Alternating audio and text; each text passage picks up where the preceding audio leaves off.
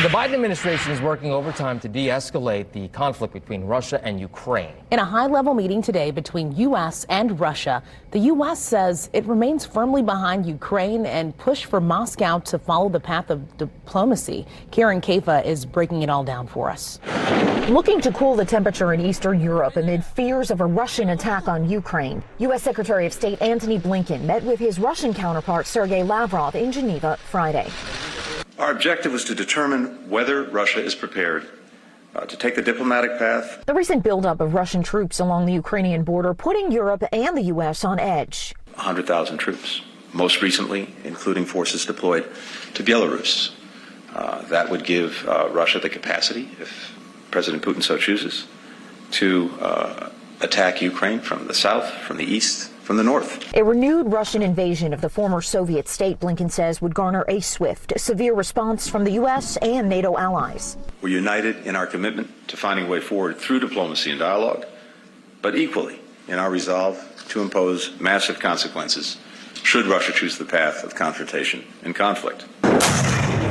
Lavrov denies ill intentions against Ukraine, instead asserting any military mobilization is for its own defense against NATO, as the Kremlin seeks to gain security concessions from the West.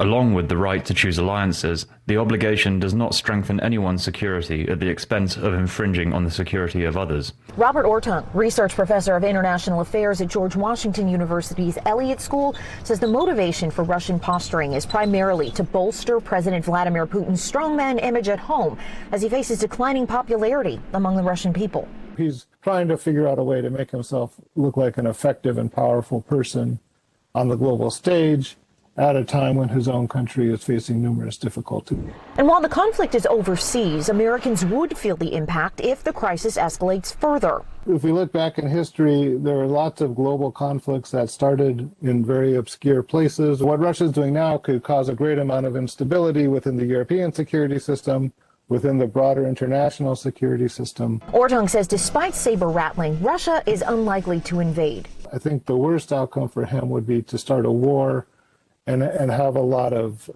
casualties on his side. So I think he's going to do everything he can to avoid that. But the process to bring an end to the standoff will take time. The U.S. promising to respond to Russian demands in writing next week, followed by a possible meeting between Presidents Biden and Putin in the near future. In Washington, I'm Karen Kafa.